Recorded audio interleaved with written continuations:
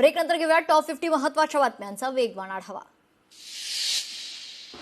सुनेत्रा पवारांवरील वादग्रस्त वक्तव्य प्रकरण, संजय काकडेंचं शरद पवार आणि राहुल गांधींना पत्र, सपकाळ यांनी वापरलेले शब्द मागे घेऊन सार्वजनिक माफी मागावी अशी मागणी। प्री कॅबिनेट बैठकीत एकनाथ शिंदे 4 मंत्र्यांच्या कामगिरीवर नाराज असल्याची सूत्रांची माहिती। जनतेची कामं करा, मतदारसंघात पक्षवाढीवर लक्ष द्या, अन्यथा खांदेपालट अटळ अशा भाषेत सुनावल्याची माहिती।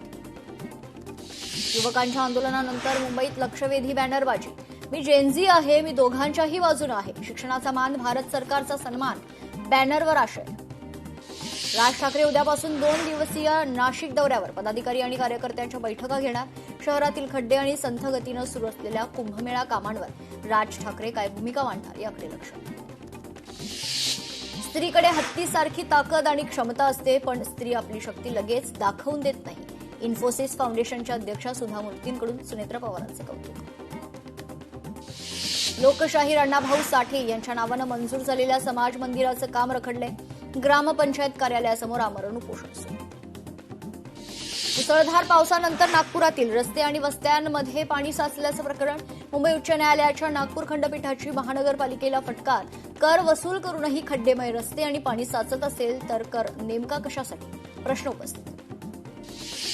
पुण्यातील खडक पोलीस स्टेशनचं तपास पथक पोलीस आयुक्तांकडून बरखास्त। खडक पोलीस स्टेशनच्या हद्दीत एका दिवशी 2 वेळा फायरिंग झाल्याच्या घटनेनंतर कारवाई। जुहू चौपाटीवर कचऱ्याचं साम्राज्य, 24 दिवसांपासून परिस्थिती जैसे थे।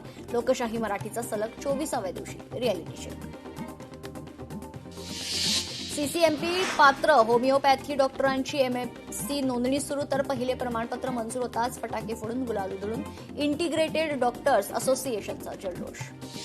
भंडाऱ्यात नाल्यांचं उत्कृष्ट दर्जाचं काम, तर नगर परिषदेनं कंत्राटदारांना फटकारलं, मुख्याधिकाऱ्यांचे काम तोडून पुन्हा करण्याचे आदेश।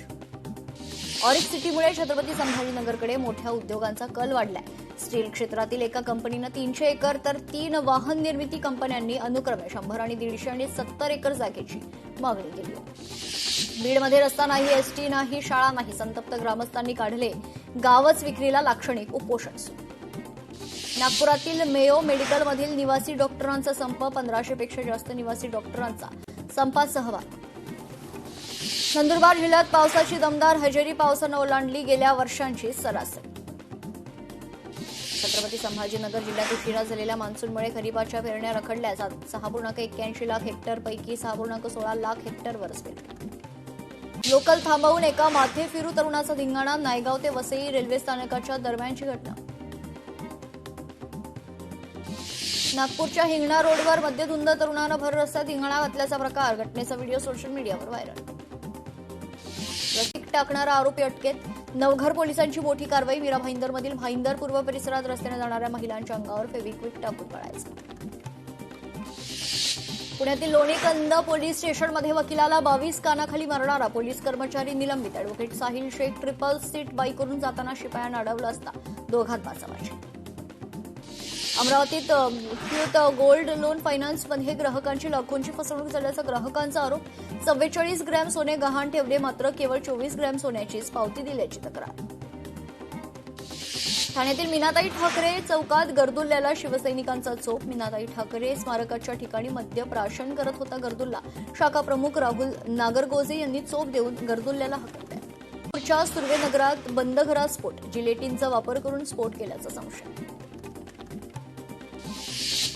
गवारेड्याच्या हल्ल्यात सिंधुदुर्गातील शिरशिंगेत वृद्ध शेतकरी गंभीर जखमी, हल्ल्यात शेतकरी गंभीर जखमी असल्याची माहिती। सोलापूर शासकीय रुग्णालयातील बनावट दिव्यांग प्रमाणपत्राच्या प्रकरणाची व्याप्ती वाढली आहे। बोगस प्रमाणपत्र प्रकरणी सोलापूर शहर पोलिसांकडून थेट निवासी वैद्यकीय अधिकाऱ्याला अटक। डिलिव्हरी बॉयकडून मदतीच्या बहाण्यानं लैंगिक अत्याचार, आरोपीविरुद्ध गुन्हा दाखल। छत्रपती संभाजीनगरमधील घटना। कल्याणमध्ये 9 वर्षांच्या अल्पवयीन मुलीवर नराधम बापाकडूनच अत्याचार, नराधम बापाला कल्याण कोर्टानं सुनावली जन्मठेपेची शिक्षा। मुंबई पालिकेचे वादग्रस्त टेंडर मागे घेण्याचे महापौरांचे आदेश, काम राणीच्या बागेचा मात्र महापौर बंगल्याचा चुकून उल्लेख, महापौर ऋतू तावडेंची माहिती।